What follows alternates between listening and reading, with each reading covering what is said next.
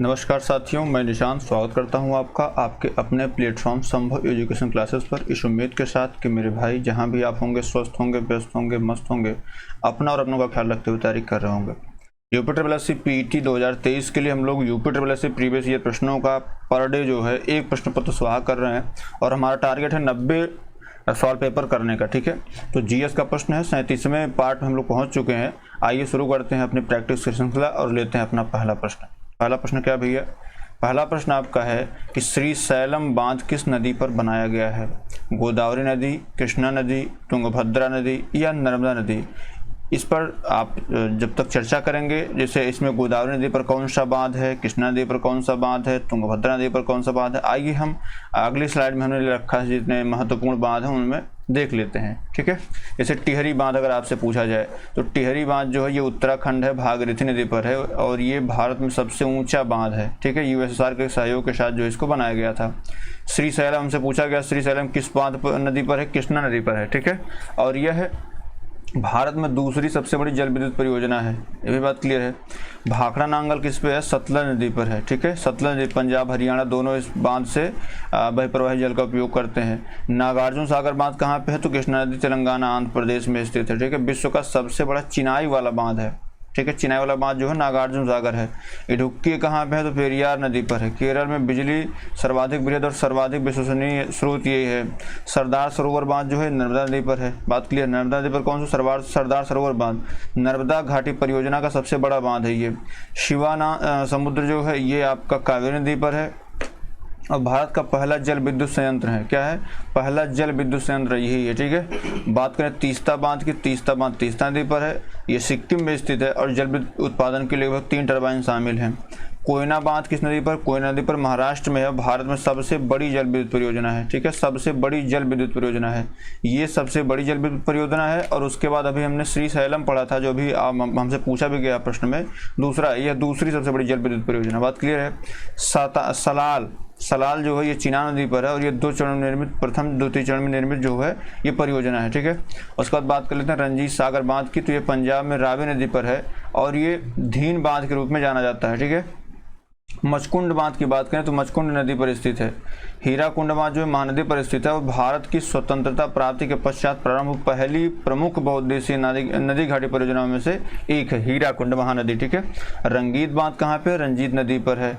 सिक्किम का सबसे ऊंचा बांध यही है आपका। ठीक है, बाण सागर की बात करें तो मध्य प्रदेश के सोन नदी पर बाण सागर स्थित है। इंदिरा सागर बांध जो है ये नर्मदा नदी पर है, यह भारत सबसे बड़ा जलाशय है। क्या है? सबसे बड़ा जलाशय है ये। ठीक है, उसके बाद बात करें मोकाम्बू बांध जो है ये कावेरी नदी पर है, भारत सबसे छोटा बांध है। भारत सबसे छोटा बांध कौन सा है? मोकाम्बू बांध है। और सबसे बड़ा बांध कौन सा है? सबसे ये कहें कि सबसे बड़ा जलाशय कौन सा है? ये आपका जो है इंदिरा सागर है। नथफा झाकड़ी कहाँ पे है? सतलज। नथफा झाकड़ी कहाँ? सतलज। जल विद्युत उत्पाद के लिए 6 टरबाइन शामिल इसमें है। ओंकारेश्वर कहाँ? इंद्रावती नदी। करछम वांगतू जो है ये हिमाचल प्रदेश में है, सतलज नदी पर स्थित है। बात क्लियर भैया? चलिए आगे बढ़ते हैं और इसमें देखिए अब हम इस प्रश्न का उत्तर देते हैं। श्रीशैलम बांध किस नदी पर स्थित है? तो श्रीशैलम बांध जो है कृष्णा नदी पर। एक और बांध कौन सा है? नागार्जुन सागर। क्या? नागार्जुन सागर। नागार्जुन सागर बांध ये भी कहाँ पे अवस्थित है? ये भी आपकी कृष्णा नदी पर स्थित है। बात क्लियर है? बी ऑप्शन सही है। चलिए आगे बढ़ते हैं, अगला प्रश्न लेते हैं। किसी व्यक्ति को सुप्रीम कोर्ट के एक न्यायाधीश के रूप में नियुक्त के लिए योग्य नहीं माना जाएगा जब तक वह कम से कम कितने साल उच्च न्यायालय का या 2 से अधिक ऐसे अदालतों का उत्तरवर्तन में वकील रहा हो? 3 वर्ष, 5 वर्ष, 7 वर्ष या 10 वर्ष? बताइए इसका राइट आंसर क्या हो जाएगा। देखिए पहली बात ये कि किसी भी व्यक्ति को सुप्रीम कोर्ट के न्यायाधीश के रूप में नियुक्ति के लिए योग्य नहीं माना जाएगा जब तक वह कम से कम 10 साल तक, कितने वर्ष? कम से कम 10 वर्ष, ये न्यूनतम है। 10 वर्ष तक जो है ये किसी 10 वर्ष के लिए उच्च न्यायालय का 2 या 2 से अधिक अदालतों में उत्तरवर्तन में अधिवक्ता रहा हो। ठीक है, इसके अतिरिक्त सर्वोच्च न्यायालय के न्यायाधीश वह भारतीय व्यक्ति भी नियुक्त किया सकता है जो किसी उच्च न्यायालय या 2 से अधिक उच्च न्यायालय कम से कम लगातार 10 वर्षों तक न्यायाधीश के रूप में कार्य कर चुका। मतलब मिनिमम जो एरिया है, जो एज है काम करने की, वर्किंग डेज की जो, वो 10 ईयर होनी चाहिए। तो इसमें राइट आंसर आपको क्या हो जाएगा? ऑप्शन नंबर डी सही हो जाएगा। ठीक है, चलिए आगे बढ़ते हैं। तीसरा 1947 में, ये देखिए हम लोग जल्दी इन चीज़ों पर फोकस नहीं करते लेकिन प्रीवियस ईयर में पूछा जा चुका। 1947 में भारत की प्रति व्यक्ति आय इनकी वार्षिक आय कितनी थी? 249 रुपया, 249.60 रुपया, 349.60 रुपया, 449.60 रुपया, 549.60 रुपया। देखिए सर, इसकी बात करते हैं, अगर हम आज़ादी के समय की बात करते हैं तो आज़ादी के समय 1947, 15 अगस्त 1947 को हम लोग आज़ाद हुए थे। आज़ादी के समय हम क्या मानेंगे? 15 अगस्त 1947 मानेंगे। 15 अगस्त 1947 को जो प्रति व्यक्ति आय थी, पर कैपिटा इनकम PCI जो हमारी थी वो थी 249.60 रुपया। ठीक है, वित्तीय थी, जो अद्यतन बढ़ जो है लगभग 86.668 वार्षिक से अधिक हो चुकी है। यह वित्तीय वर्ष की राष्ट्रीय आय में उसी वित्तीय वर्ष की जनसंख्या को भाग देने पर देश की जनसंख्या के हिस्से में जितनी धनराशि आती है वह देश के प्रति व्यक्ति आय कहलाती है। तो इसमें पूछा क्या हमसे? 1947 पूछा है, तो ऑप्शन नंबर ए क्या है? राइट आंसर हो जाएगा। ठीक है, 249.60 रुपया। अगला क्या भैया? महात्मा गांधी काशी विद्यापीठ वाराणसी की स्थापना किसने करी थी? पुरुषोत्तम दास टंडन ने, शिव प्रसाद गुप्ता ने, राजा महेंद्र प्रताप ने, या स्वामी सहजानंद? बताइए। देखिए, महात्मा गांधी काशी विद्यापीठ वाराणसी की जो स्थापना है ये 10 फरवरी 1921 को असहयोग आंदोलन के दौरान, जब ये असहयोग आंदोलन कब शुरू हुआ था? आपका 1 अगस्त 1920 से शुरू हुआ था। कब से? असहयोग आंदोलन के दौरान। असहयोग मतलब ये था कि अब कोई अंग्रेजों के कॉलेज पढ़ने नहीं जाएगा, तब असहयोग आंदोलन के दौरान, असहयोग आंदोलन के दौरान, ठीक है, असहयोग आंदोलन के दौरान जो है 10 फरवरी 1921 को बाबू शिव प्रसाद गुप्ता ने, किसने? 2 व्यक्तियों ने जो है इसकी स्थापना करी थी, महात्मा गांधी काशी विद्यापीठ की। 2 व्यक्ति कौन थे? एक तो बाबू शिव प्रसाद गुप्ता थे, एक थे शिव प्रसाद गुप्त, और दूसरे व्यक्ति थे भगवान दास। कौन थे? भगवान दास। ये कभी कभी दोनों आप एक ऑप्शन देता है। ठीक है, वस्तुतः इसकी स्थापना जो है काशी विद्यापीठ के नाम से हुई थी, किंतु 1995 में महात्मा गांधी जो है इस पे जोड़ दिया गया था। कब से जोड़ा गया? 1995 से जो है महात्मा गांधी MG जोड़ दिया गया। महात्मा गांधी काशी विद्यापीठ तो पहले से था। तो इसमें ऑप्शन क्या पूछा, किसने स्थापना करी थी? देखिए, इसमें भगवान दास और शिव प्रसाद गुप्ता में से कोई एक होना चाहिए, तो इसमें ऑप्शन नंबर बी क्या है? राइट आंसर है। ठीक है, राजा महेंद्र प्रताप जो है ये अलीगढ़ यूनिवर्सिटी आप नाम सुने होंगे। कौन सा? अलीगढ़ यूनिवर्सिटी, अलीगढ़ विश्वविद्यालय का नाम सुने होंगे। उसके जो है ये थे स्वामी सहजानंद सरस्वती, जो ये किसान नेता हुआ करते थे। क्या? किसान नेता हुआ करते थे। ठीक है, चलिए आगे बढ़ते हैं। इसमें ऑप्शन नंबर बी हो जाएगा।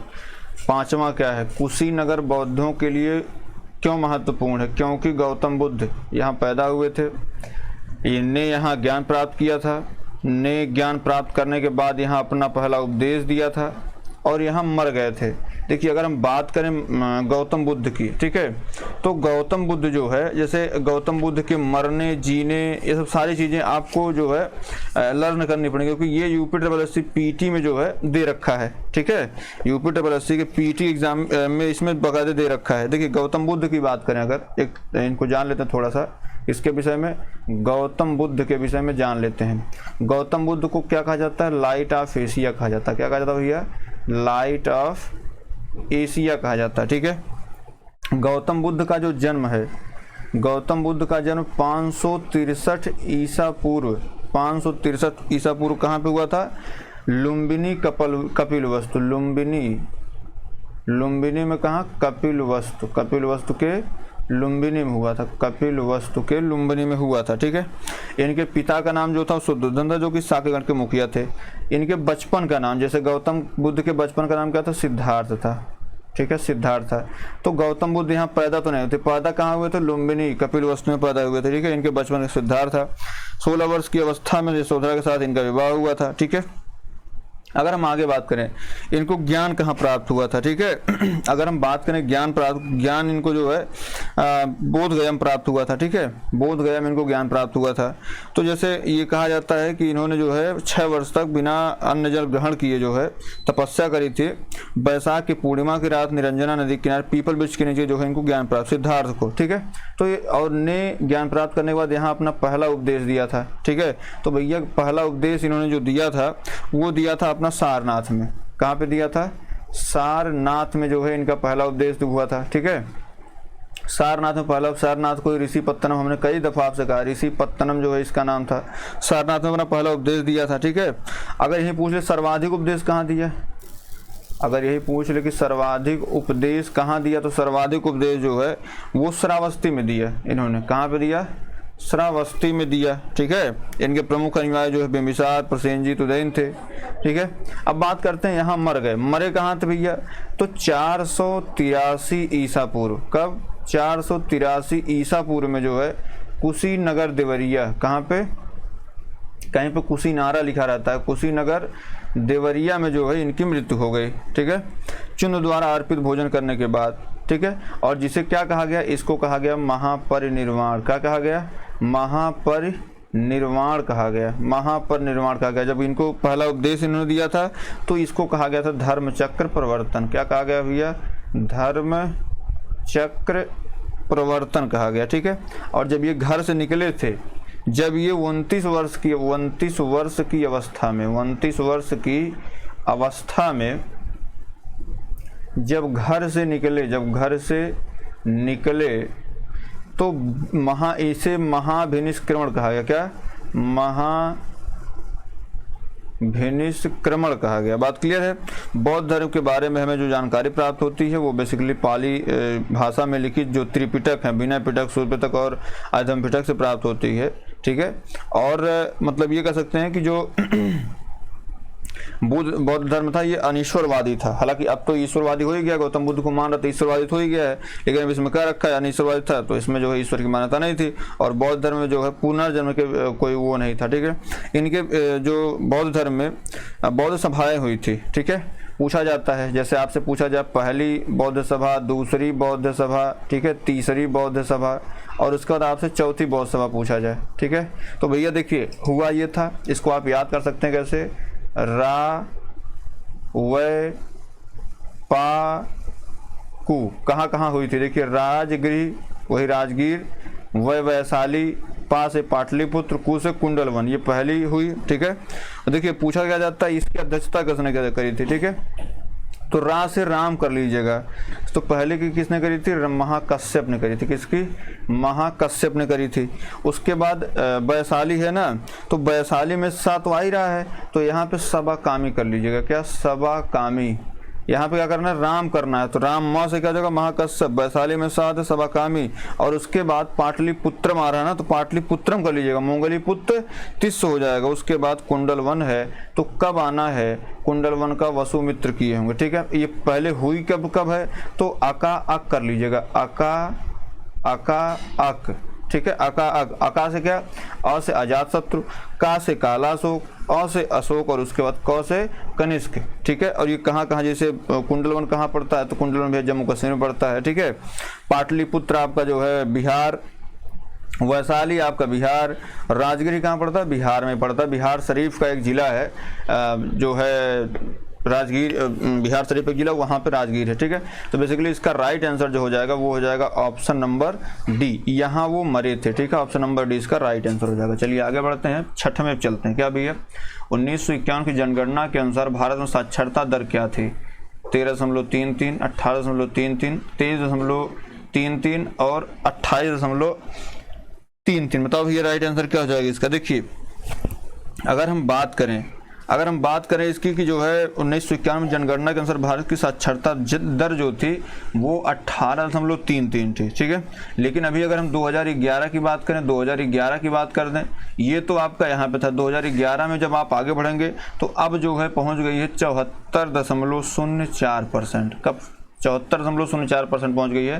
पहले ये क्या 1951 की बात कर रहे हैं। 1951 में सोचिए 100 लोगों केवल 18 लोग पढ़े हुए थे। आज 2011 की बात है 100 में से 74% लोग पढ़े हुए हैं। बात क्लियर है? इसमें राइट आंसर आपका बी हो जाएगा। चलिए आगे बढ़ते हैं। 7वां नंबर, भारत का सबसे बड़ा तांबा कच्चे उत्पादक धातु राज्य कौन सा धातु उत्पादक राज्य है? राजस्थान है, झारखंड है, छत्तीसगढ़ है या मध्य प्रदेश है? देखिए अगर हम बात करें भारत सबसे बड़ा तांबा अयस्क उत्पादक राज्य जो है वो आपका राजस्थान है। क्या है? राजस्थान। ऑप्शन नंबर ए आपका हो जाएगा, जहां कुल तांबा अयस्क उत्पादन का करीब 53.81% जो है ये अकेले यही पैदा करता है। दूसरे नंबर पे आता है, ये दूसरे नंबर पे आता है आपका झारखंड, ये करीब 19.54% जो ये पैदा करता है। ठीक है, उसके बाद आता है आपका झारखंड के बाद तीसरे नंबर पे आता है आपका मध्य प्रदेश। क्या आता है? मध्य प्रदेश, यह करीब 18.75 ये करता है। ठीक है, तो ये सारी चीज़ें। उसके बाद चौथे नंबर पे आपका छत्तीसगढ़ आता है। इसमें राइट आंसर जो हो जाएगा ऑप्शन नंबर ए हो जाएगा। चलिए आगे बढ़ते हैं। 8वां नंबर, जब आरबीआई की स्थापना हुई थी तो उसका केंद्रीय कार्यालय कहाँ स्थित था? बेंगलुरु में स्थित था, पुणे में स्थित था, कोलकाता में स्थित था या मुंबई में स्थित था? देखिए हमने आपसे बार बार यही कहा है कि यंग हिल्टन आयोग की स्थापना 1921 में हुई थी, 1921 में। 1924 में इसने रिपोर्ट दी थी। ठीक है, और इसी के आधार पर आरबीआई एक्ट आया था। आरबीआई एक्ट 1934 आया था और इसी आधार पर 1 अप्रैल 1935 को जो है आरबीआई की स्थापना होती है। किसकी? आरबीआई की स्थापना होती है। ठीक है, आसबार्न स्मिथ उसके अध्यक्ष होते हैं। आरबीआई की स्थापना होती है और गवर्नर कौन होते हैं? गवर्नर इसके कौन होते हैं? आसबार्न स्मिथ। ठीक है, आसबार्न स्मिथ इसके गवर्नर होते हैं। और मुख्यालय कहाँ बना जाता है? इसका मुख्यालय जो होता है वो आपका होता कहाँ पे? कलकत्ता में। कहाँ पे होता है? कलकत्ता में होता है, कलकत्ता। ठीक है, इसमें राइट आंसर आपका क्या हो जाएगा? कलकत्ता में। उसके बाद जो है जब इसका राष्ट्रीयकरण 1 जनवरी 1949 को इसका क्या होता है? राष्ट्रीयकरण होता है, नेशनलाइजेशन होता है। ठीक है, राष्ट्रीयकरण जब होता है तब इसका जो मुख्यालय बनाया जाता है, इसका मुख्यालय बनाया जाता है तब बनाया जाता है बम्बई। और गवर्नर कौन होते हैं उस वक्त? जो आरबीआई के गवर्नर कौन होते हैं? वो होते हैं आपके सीडी देशमुख होते हैं। कौन होते हैं? सीडी देशमुख होते हैं। बात क्लियर भैया? इसमें राइट आंसर आपका हो जाएगा आरबीआई की स्थापना के समय कलकत्ता जो है इसका केंद्रीय कार्यालय था, लेकिन जब जो है भारत आज़ाद हुआ तो बम्बई को इसका केंद्रीय कार्यालय बना दिया गया। ठीक है, चलिए आगे बढ़ते हैं। 9वां, क्या भैया 1951 की जनगणना के अनुसार भारत में लिंगानुपात क्या था? 926 था, 936 था, 946 था या 956 था? बताओ भैया क्या था लिंगानुपात? देखिए अगर हम इसकी बात करते हैं लिंगानुपात की, ठीक है, तो 1951 की जनगणना के अनुसार जो लिंगानुपात था वो 1000 पुरुषों पर, पुरुष कितने? 1000 पुरुषों पर जो है कितनी महिलाएं? 9। अभी तो वर्तमान में 1951 की बात कर रहा ना, ये 1951 में 1000 पुरुषों पर 946 महिलाएं थी। ठीक है, लेकिन जो ये कब की बात है? ये बात है आपकी 1951 की। अभी क्या कंडीशन है? अगर 1000 पुरुषों पर 943 बात करते हैं तो ये 2011 की घटना है। इसमें जो है ना 1000 पुरुषों पर 943 लैंगिक असमानता अभी बनी हुई है। ठीक है, तो इसमें राइट आंसर जो हो जाएगा वो हो जाएगा 946। ऑप्शन नंबर सी सही है। ठीक है, चलिए आगे बढ़ते हैं। 10वां नंबर, उत्तर प्रदेश में कुल कितने लोकसभा संसदीय क्षेत्र हैं? बताओ भैया इसका राइट आंसर क्या हो जाएगा? देखिए अगर हम बात करें लोकसभा संसदीय क्षेत्र की तो वैसे तो जैसे अगर हम बात करें लोकसभा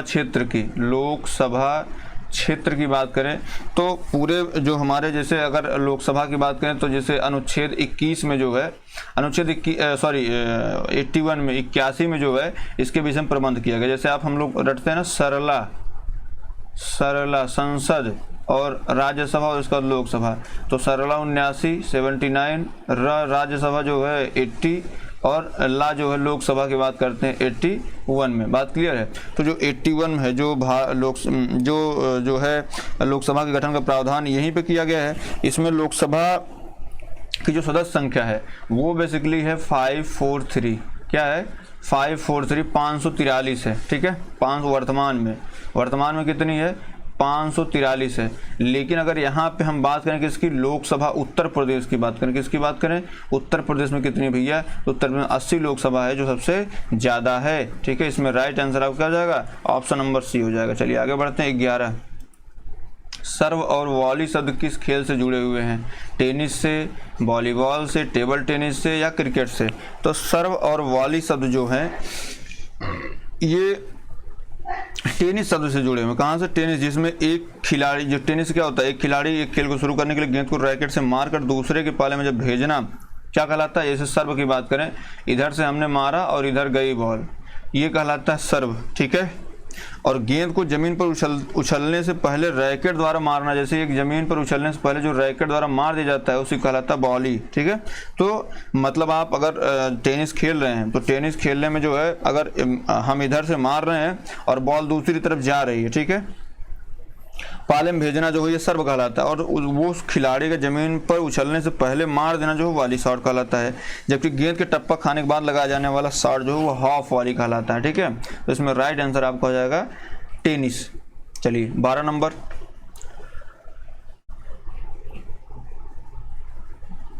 रामकृष्ण मिशन का मुख्यालय कहाँ स्थित है? मुंबई में, चेन्नई में, बेलूर मठ में, या इनमें से कोई नहीं? बताओ भैया इसका राइट आंसर क्या हो जाएगा? देखिए रामकृष्ण मिशन, रामकृष्ण मिशन, तो रामकृष्ण मिशन की जो स्थापना है वो करी गई थी 1 मई 1897 को, ठीक है। 1897 को करी गई थी। और इसके संस्थापक कौन थे? संस्थापक कौन थे भैया? तो संस्थापक थे स्वामी विवेकानंद, स्वामी विवेकानंद थे, ठीक है। स्वामी विवेकानंद इसके संस्थापक थे, ठीक है। स्वामी विवेकानंद कौन थे? तो ये रामकृष्ण परमहंस के शिष्य थे। क्या?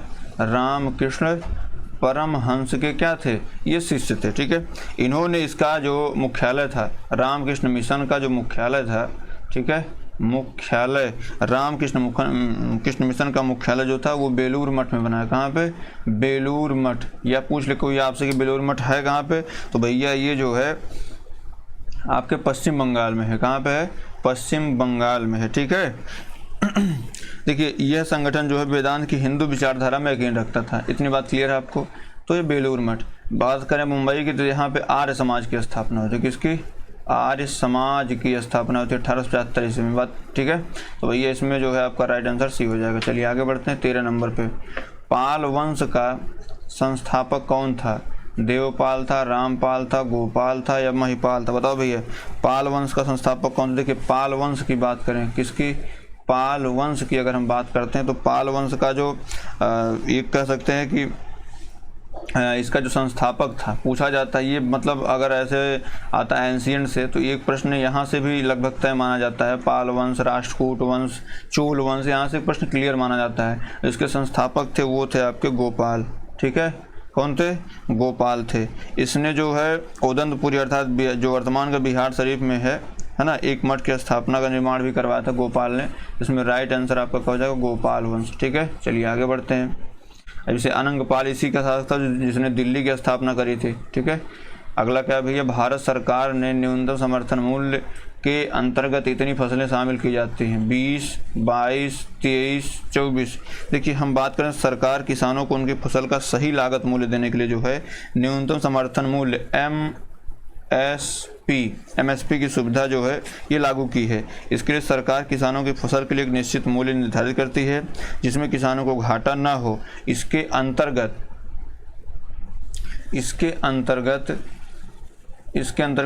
कितनी फसलें आती हैं? 23 फसलें आती हैं। कितनी? 23 फसलें आती हैं, जिसमें आपके जो है जिसमें 13 खरीफ की, क्या 13 खरीफ की, उसके बाद 7 फसल जो है ये रबी की, और उसके बाद 13 और उसके बाद जो है आपकी 3 जो है वाणिज्यिक फसल होती है। गन्ना, कपास, ये सारी चीज़ें जो होती हैं वाणिज्यिक फसल, ठीक है। 3 वाणिज्यिक फसल होती है। तो बेसिकली 23 फसलों पर जो है ये MSP लगाया जाता है। ऑप्शन नंबर सी क्या है इसका? राइट आंसर है। चलिए आगे बढ़ते हैं 15 नंबर पे। क्या है? विशेष कृषि क्षेत्र स्थापित करने वाला भारत का पहला राज्य कौन था? पंजाब था, गुजरात था, तमिलनाडु था या उत्तराखंड था? बताओ भी इसमें राइट आंसर क्या हो जाएगा?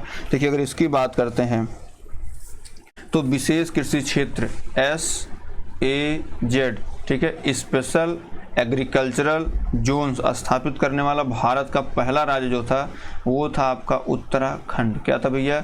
वो था आपका उत्तराखंड। विशेष कृषि क्षेत्र में कृषि गतिविधियों के लिए प्राथमिक सिंचाई सुविधा और निर्यात को बढ़ावा देने के लिए सरकार द्वारा स्थापित किए जाने वाले आर्थिक क्षेत्रों को स्पेशल इकोनॉमिक जोन कहा जाता है। भारत सरकार ने स्पेशल इकोनॉमिक जोन की शुरुआत जो है SEZ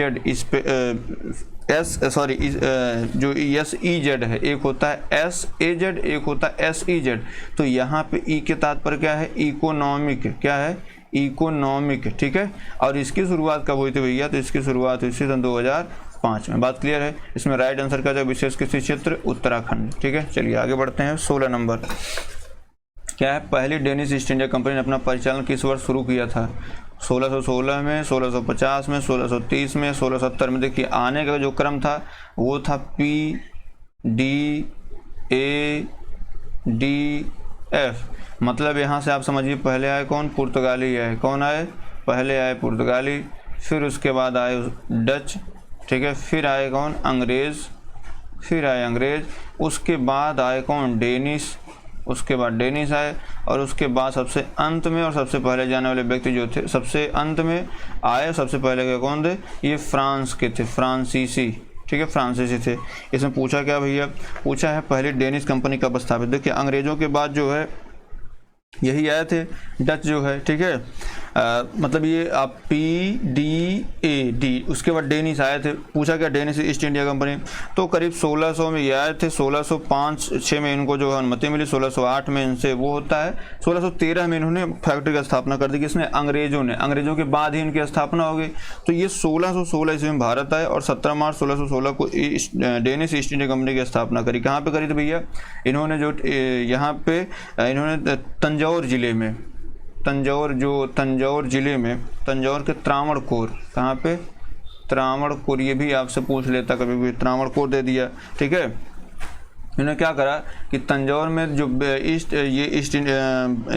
ईस्ट इंडिया कंपनी थी, ये जो है त्रावणकोर में 1620 में उन्होंने पहली फैक्ट्री स्थापित करी, और इसके बाद बंगाल के सीरमपुर में 1676 में दूसरी फैक्ट्री स्थापित की। 1745 में इन्होंने अपनी फैक्ट्रियाँ सभी फैक्ट्रियाँ जो है ब्रिटिश कंपनी को बेच दी और भारत से चले गए। ठीक है, तो इसमें राइट आंसर जो हो जाएगा वो हो जाएगा 1616। ऑप्शन नंबर ए इसका क्या राइट आंसर है। चलिए आगे बढ़ते हैं 17 नंबर पे। भारत में 30 जनवरी को कौन सा दिवस मनाया जाता है? राष्ट्रीय महिला दिवस, उपभोक्ता दिवस, शिक्षक दिवस या हिंदी शहीद दिवस? बताओ भैया। देखिए यहाँ पे हम लोग यहाँ पे राष्ट्रीय महिला दिवस है। तो राष्ट्रीय महिला दिवस कब मनाया जाता है भैया? ये मनाया जाता है आपका 13 फरवरी को। क्या मनाया जाता है? राष्ट्रीय महिला दिवस 13 फरवरी को मनाया जाता है। यहीं पे और लिख लीजिए अंतर्राष्ट्रीय महिला दिवस। क्या? अंतर्राष्ट्रीय महिला दिवस लिख लीजिए अगर कंफ्यूजन कुछ हो रहा हो तो। अंतर्राष्ट्रीय महिला दिवस जो है ये मनाया जाता है आपके 8 मार्च को। कब मनाया जाता है? 8 मार्च को। अब यहाँ पे दिया क्या है? उपभोक्ता दिवस। ठीक है, उपभोक्ता दिवस दिया है। तो उपभोक्ता दिवस जो है ये आपका मनाया जाता है, उपभोक्ता दिवस आपका मनाया जाता है 24 दिसंबर को। क्या मनाया जाता है? 24 दिसंबर को उपभोक्ता दिवस मनाया जाता है। लेकिन यहीं पर अगर हम बात कर लें उपभोक्ता अधिकार दिवस, क्या? उपभोक्ता अधिकार दिवस की बात कर लें, उपभोक्ता अधिकार दिवस की बात कर लें भैया, तो उपभोक्ता अधिकार दिवस जो है ये मनाया जाता है कब? ये मनाया जाता है आपके 15 मार्च को। कब मनाया जाता है भैया? ये मनाया जाता है 15 मार्च को मनाया जाता है। ठीक है, मतलब उपभोक्ता को अधिकार दिलाने का जो दिवस है वो 15 मार्च है। और उपभोक्ता दिवस की बात करें, जैसे नहीं होता है कि उपभोक्ता जो है इसके लिए कंज्यूमर फोरम की व्यवस्था की, किसी भी उपभोक्ता का अधिकार जो है कोई छीन न पाए, इसके लिए जो है उपभोक्ता फोरम की भी स्थापना हुई है। बात क्लियर है। उसके बाद बात करते हैं किसकी? उसके बाद बात करते हैं शिक्षक दिवस की। तो भैया शिक्षक दिवस जो है ये मनाया जाता है 5 सितंबर को। कब मनाया जाता है? 5 सितंबर को। किसके जन्म दिवस पर मनाया जाता है? तो राधा कृष्णन के जन्म दिवस पर। किस पर? राधा कृष्णन के जन्म दिवस पर जो है ये मनाया जाता है। बात क्लियर है। और यहीं पे जैसे अगर हम आगे बात करें जैसे अगर हम यही बात करें, जैसे तो राष्ट्रीय शिक्षक दिवस है, अगर हम यही विश्व शिक्षक दिवस की बात कर लें, क्या विश्व शिक्षक दिवस की बात कर लें भैया, क्या विश्व शिक्षक दिवस की बात कर लें भैया, तो विश्व शिक्षक दिवस जो है ये 5 अक्टूबर को मनाया जाता है। कब मनाया जाता है?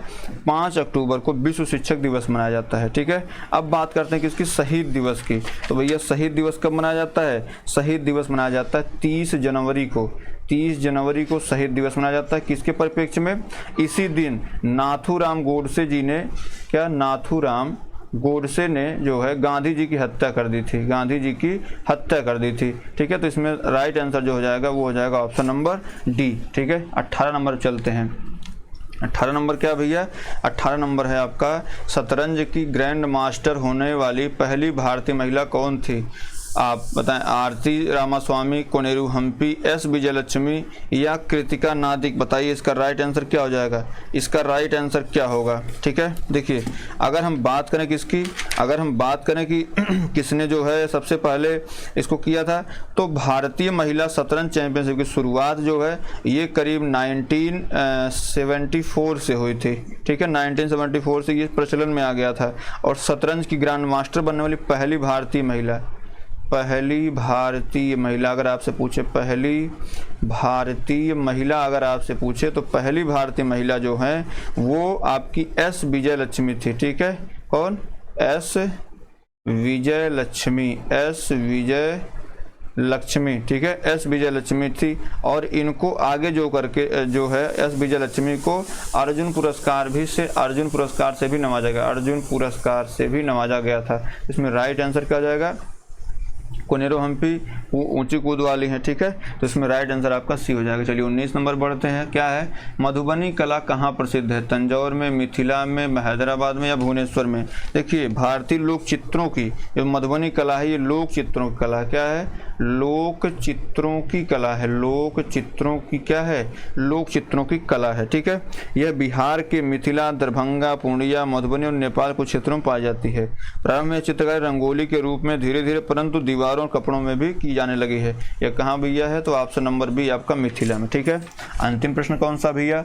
भारत में पहली आर्थिक जनगणना किस वर्ष में की गई थी? 1977 में, 1975 में, 1980 में या 1965 में? हम किसकी बात कर रहे हैं? भारत में पहली आर्थिक जनगणना कब की गई थी? ठीक है, तो भैया आर्थिक जनगणना जो है ये हुई थी 1977 में। 1977 में जो है पहली दफ़ा जो है पहली आर्थिक जनगणना, ये बहुत बार हो सकता है आपसे प्रश्न आए, आप इसको जो है 1872 की जैसे बात कर लेते हैं, 1872, 1881 की बात करते हैं। यहाँ पे जनगणना की बात हुई थी। किसकी?